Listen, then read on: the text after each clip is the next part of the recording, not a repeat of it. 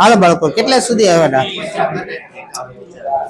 હાલો બોલો 51 થી તમારે 53 સુધી ગણવાનું. 53 થી તો બોલો નીકળી ગયું બધું. 51મો પ્રશ્ન જો પેલા. હાલો તમને એક આકૃતિ આપેલી છે.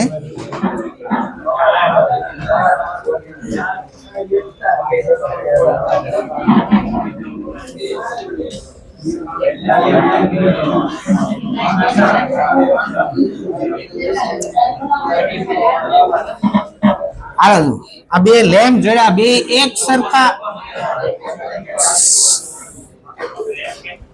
આ બંને લેમ્પ એક સરખા છે.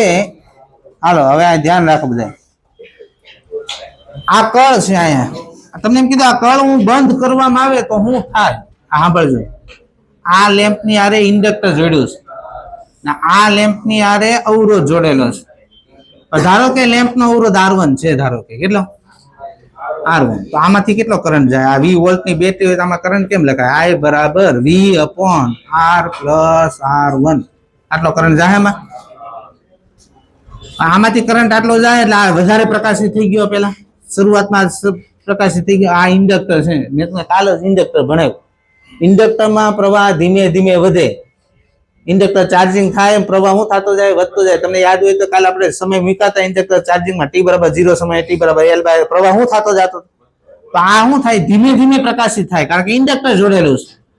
હાલો હવે અંતિમ આનો અવરોધ છે ને આના જેટલો જ છે એવું રકમમાં લખ્યું. જો ઇન્ડક્ટર નો અંતિમ અવરોધ જો લખો, ઇન્ડક્ટર નો અવરોધ R ના મૂલ્ય જેટલો છે. તો આનો અવરોધ અંતિમ R હોય તો આમાં કરંટ કેટલો જાય? V/R plus. તો બે ના કરંટ અંતિમ કેવા થઈ ગયા? બે ના તો અંતિમ બે પ્રકાશિત કેવા થાય? તો ઓપ્શન ગોતો. B2 વેલા પ્રકાશિત થાય, B1 ધીમે ધીમે પ્રકાશિત થાય, અંતિમ બે સમાન પ્રકાશિત થાય. એ ઓપ્શન વાંચો. B2 બલ્બ B1 કરતા વહેલા શરૂ થાય ને અંતિમ બંને સમાન પ્રકાશિત થાય. જવાબ આવશે એ ઓપ્શન. કેટલામાં? પાછું માર્યું. 30મો પ્રશ્ન. હા એ બાકી રહી ગયો હતો ને આપણે. ત્યાં ભૂલ છે. 3000 આટા છે ને 300 આટા કરો. 3000 ઈ નહીં, ઓલા બીજા 3000 આટા આપ્યા છે કોઈલ ના, ત્યાં 300 કરો. એના ભૂલ છે, એક મીંડું વધારે આવી ગયું. ચાલો ગણવી. 30 નંબરનો દાખલો જો. તમને આ દાખલામાં કીધું છે એક સોલેનોઇડ છે. આ સોલેનોઇડ અંદર કોઇલ, આવો દાખલો એક નીટમાં આવશે તમારે. આ સોલેનોઇડ અંદર કોઇલ મૂક્યું છે. આમાં પ્રવાહમાં ફેરફાર કર્યો ને આનું ઈએમએફ ગોતવાનું છે. તો બોલો ક્યાં પેલા તો આ શું થાય? આમાં પ્રવાહ બદલો ને આમાં ઈએમએફ.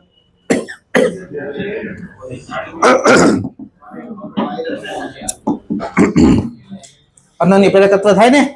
આમાં તમે પ્રવાહ બદલો ને આમાં ઈએમએફ શોધવાનું કીધું છે. તો કયો સિદ્ધાંત ઉપર કાર્ય કરે? અનન્ય પ્રેરકત્વ. હાલો બે ગુચડા વચ્ચે અનન્ય પ્રેરકત્વનું સૂત્ર શું છે બોલો તો? μ0n1n2 A/L. એવું તો નહીં, તારવીન લખાવેલું. તારવીન. હાલો મૂકવા મળો કિંમત. μ0 ની કિંમત 4 × 10⁻⁷. એકમાં આટા છે 2000 ને એકમાં છે 300. આ 2000 ને આ 300.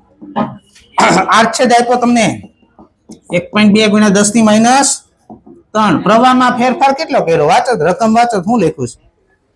સોલેનોઇડમાં પ્રવાહ 0.25 સેકન્ડમાં 2 એમ્પિયર ની દિશા ઉલટાવવામાં આવે. બોલો કાંઈ શું લખો ઈ કયો?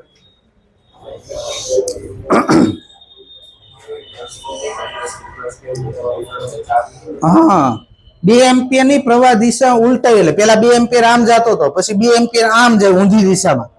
તો શું કરશો? ઓલાને પ્લસ લ્યો, બીજું માઇનસ લેવો પડશે. બાદબાકી કરો તો કેટલો ફેરફાર થયો? 4 એમ્પિયર નો. લંબાઈ આપેલી છે ગોતો.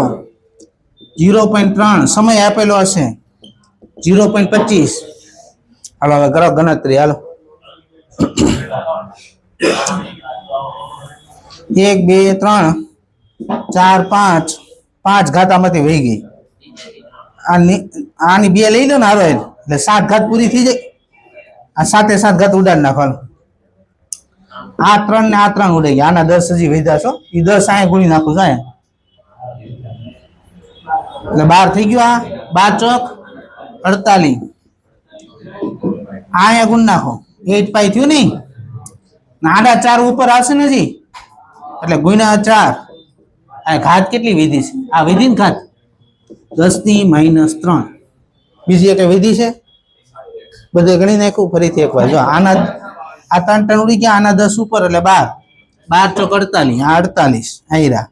પછી આ 4π ને ગુણ્યા 2 એટલે 8π આયરા. આ 1 upon આ 25 છે. ક્યાં પોઈન્ટ તો ઉડાડ નાખ્યા ના. આ 25 એમને રહેવા દે ને, આ 25 હાલો થઈ ગયું. હવે શું કરશું? ભાગ અકાવવાનો છે. આને 50 લઈ લ્યો એટલે 2 ભાગ લઈ જાય. આ 16π થયું, આ 16 થયું ને, 16 આ 3 16 તેરી 48, 48 ની આજુબાજુ આવશે 48 મિલીવોલ્ટ.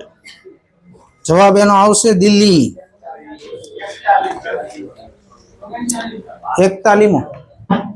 41મો પ્રશ્ન જો, ટ્રાન્સફોર્મરના પ્રાથમિક અને ગૌણ ગૂંચળા વચ્ચે અનન્ય પ્રેરકત્વ 0.5 હેનરી છે. પ્રાથમિક ગૂંચળા અને ગૌણ ગૂંચળાના અવરોધ આપ્યા. પ્રાથમિકનો 20 અને ગૌણનો 5. ગૌણ ગૂંચળાનો પ્રવાહ આપ્યો છે. હવે સાંભળજો, રકમમાં તમને ગૌણ ગૂંચળાનો અવરોધ આપ્યો છે, ગૌણ ગૂંચળાનો પ્રવાહ આપ્યો, તો વોલ્ટેજ તો મળી જાય ગૌણ ગૂંચળાનો કે ન મળે? ઓહમનો નિયમ V બરાબર IR. હાલો, ગૌણ ગૂંચળાનો પ્રવાહ કેટલો આપ્યો છે? 0.4 ને ગૌણ ગૂંચળાનો અવરોધ કેટલો આપ્યો છે? 5. એટલે 2 વોલ્ટ ઉત્પન્ન કરવાનો તમારે ગૌણ ગૂંચળા. અનન્ય પ્રેરકત્વ આપી દીધું છે. તાયરું સૂત્ર જાય બાજુમાં લખ્યું. બીજા ગૂંચળામાં ગૌણ ગૂંચળામાં EMF આપને મળ્યું છે. પ્રાથમિક ગૂંચળાનો પ્રવાહનો ફેરફાર ગોતવાનો છે. આ ગોતવાનું છે. આ કેટલો મળ્યો તમને? 2. અનન્ય પ્રેરકત્વ કેટલો આપ્યો છે? 0.5. આ વનાપ લખાયા ને, 2 અહીંયા ગુણાય તો પ્રાથમિક ગૂંચળાનો સમય સાથે પ્રવાહનો સમય સાથે ફેરફાર કેટલો રાખવો પડે? 4 એમ્પિયર પર સેકન્ડ. ક્યાં છે ગોતો? જવાબ આવશે નો એ ઓપ્શન 41માં. 42મો પ્રશ્ન જો, કાલ તમે શું કર્યું તે બધા? 42મો પ્રશ્ન, એક આટા ધરાવતી કોઇલમાં પ્રવાહ 1 એમ્પિયર થી 2 એમ્પિયર 2 ગુણ્યા 10⁻³ મિલીસેકન્ડમાં કરવામાં આવે છે. તેના ક્ષેત્રફળમાં થતો ફેરફાર 5 મીટર સ્ક્વેર પર મિલીસેકન્ડ છે. ચુંબકીય ક્ષેત્ર 1 ટેસ્લા હોય તો કોઇલનું આત્મપ્રેરકત્વ શોધો. એલ ગોતવાનો છે. હવે પેલા તમને જો પ્રવાહમાં ફેરફાર કર્યો છે હે ને, તેના ક્ષેત્રફળમાં ફેરફાર આપ્યો છે, તો ઓલું તો મળી જાય ને. EMF નું સૂત્ર શું છે? dφ/dt. ફાઈ નું સૂત્ર શું છે? ફાઈ નું BA. હવે મને એમ કહેતો, તમે બી માં ફેરફાર કર્યો છે કે એમાં ફેરફાર કર્યો છે? એમાં કર્યો છે ને. હા, ચુંબકીય ક્ષેત્ર તો 1 ટેસ્લા છે. જે ફેરફાર થતું હોય અંદર રહે, અચળ હોય બહાર નીકળી જાય. અચળ શું છે? તો બહાર લઈ લેવાનો એ dA/dt. હાલો મૂકો અંદર. ચુંબકીય ક્ષેત્ર કેટલું આપ્યું? 1 ટેસ્લા. ક્ષેત્રફળનો ફેરફાર આપ્યો જો, લીખો 5 મીટર સ્ક્વેર પર મિલીસેકન્ડ છે. એટલે 10⁻³ નીચે આવશે, ઉપર જાય એટલે 10⁻³ થઈ જાય. આવ્યું 5 ગુણ્યા 10⁻³. આટલો EMF ઉત્પન્ન થાય. આપણે EMF નથી ગોતવાનો, આપણે આત્મપ્રેરકત્વ ગોતવાનું છે. તો આપણે સૂત્ર શું છે? હાલો, EMF કેટલો મળ્યો તમને? આત્મપ્રેરકત્વ ગોતવાનું છે. હાલો, પ્રવાહનો ફેરફાર કેટલો કર્યો? 1 માંથી 2 કર્યો, એટલે 1 નો ફેરફાર કેટલા સમયમાં? 2 ગુણ્યા 10⁻³ એટલે આ બાજુ જાય તો ઉડી જાય, 2 આ બાજુ જાય તો 10 હેનરી. ડી જવાબ આવે 42માં. હાલો પેલા ઉતારો હમણાં.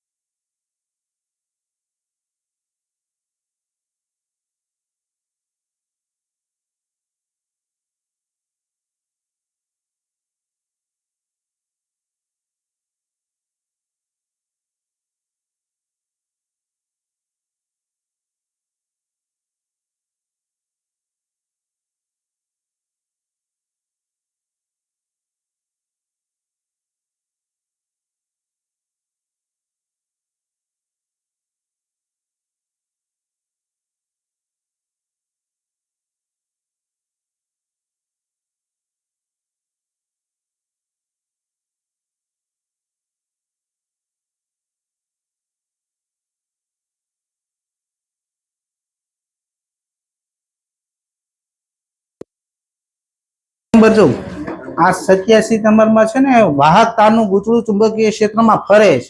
શું કહેવાય એને? જનરેટર છે. જનરેટરમાં પ્રવાહનું સૂત્ર શું છે બોલો? NAB omega by R. મૂકવા મળે હાલો. આટા કેટલા આપ્યા છે? 30 સેન્ટીમીટર ત્રિજ્યા વાળું છે. પાઈ આર સ્ક્વેર. પાઈ એટલે 30 સેન્ટીમીટર. 30 ગુણ્યા 10 ની -2 એટલે 3 ગુણ્યા 10 ની -1 એનો વર્ગ. 9 ગુણ્યા 10 ની -2. ચુંબકીય ક્ષેત્ર તમને આપ્યું છે 10 ની -2. કોણીય ઝડપ આપેલી 200 RPM. 2π ભાગ્યા 60 કરવાનો. રેડિયન પર સેકન્ડમાં આવે. ભાગાકાર અવરોધ પાઈ સ્ક્વેર. જો આ પાઈ સ્ક્વેર ને આ પાઈ સ્ક્વેર ઉડી ગયા. આ 1 2 ને આમ ઉડી ગયું. આલાય ભાગાલ છે 3 તેરી 9 ને 3 દુ 6. આ બે ને આ બે ઉડી ગયા. હાલો તો વધુ શું કરો તો આ 2 ગુણ્યા 3 એટલે 6 વધુ છે. આ 10 અહીંયા વિધા જાય ઉપર જાય એટલે 10 ની -3 એમ્પિયર. 6 મિલી એમ્પિયર. જવાબ એનો આવશે બાળકો સી ઓપ્શન. 90 સુધી બોલો. 89 નંબરનો પ્રશ્ન જો. 89 નંબર. 80% કાર્યક્ષમતા ધરાવતા ટ્રાન્સફોર્મરના પ્રાથમિક ગૂંચળાનો પાવર 4 કિલોવોટ છે. પ્રાથમિક ગૂંચળાનો પાવર આપ્યો છે અને વોલ્ટેજ આપ્યો પ્રાથમિક ગૂંચળાનો 100 વોલ્ટ છે. તો ગૌણ ગૂંચળાનો વોલ્ટેજ 200 વોલ્ટ હોય તો પ્રાથમિક અને ગૌણ ગૂંચળાના પ્રવાહ શોધો. હવે જો આકૃતિ પેલા રકમમાં તમને જો તો પ્રાથમિક ગૂંચળાનો વોલ્ટેજ આપ્યો છે ને પ્રાથમિક ગૂંચળાનો પાવર આપ્યો તો પ્રાથમિક ગૂંચળાનો તમને પ્રવાહ તો મળી જ જાય ને. P બરાબર હાલો પ્રાથમિક ગૂંચળાનો પાવર કેટલો છે? 4 કિલોવોલ્ટ એટલે 4000 વોટ. વોલ્ટેજ કેટલો છે? 100. તો પ્રાથમિક ગૂંચળાનો પ્રવાહ તો મળી ગયો તમને જાય 40 એમ્પિયર. હાલો એક કામ પૈતું. હવે તમે સેકન્ડરી ગૂંચળાનો પ્રવાહ ગોતવાનો છે. હાલો ટ્રાન્સફોર્મરની કાર્યક્ષમતાનું સૂત્ર બોલો તો. VSIS VPIP ગુણ્યા 100. હાલો કાર્યક્ષમતા તમને દાખલામાં આપી દીધી 80. હવે આ શું છે? આ પ્રાથમિક ગૂંચળાનો પાવર જ છે ને. આ તો તમને આપ્યો ડાયરેક્ટ 4000 મૂકી દે ને. આ બે અલગ અલગ મૂકવું કરતા 4000. હાલો આ સેકન્ડરી ગૂંચળાનો વોલ્ટેજ લખ્યો છે ને લખો 200 અને આ ગોતવાનો છે. ખાલી કિંમતો મૂકવાની છે. 1 2 1 2 આ ઉડી જાય. આ 0 ઉડી જાય. આ બે ભાગ હાલશે. બે આ બાદ જાય તો 16 એમ્પિયર. તો જવાબ આવશે એનો પ્રાથમિકનો ગૌણનો પેલા પ્રાથમિકનો લખવાનો. પ્રાથમિકનો કેટલો આવ્યો? 40 ને ગૌણનો 16. જવાબ આવશે એ ઓપ્શન. લખી નાખો આટલું. આટલે શું બોલાય સમય બગાડ નહીં તમારો.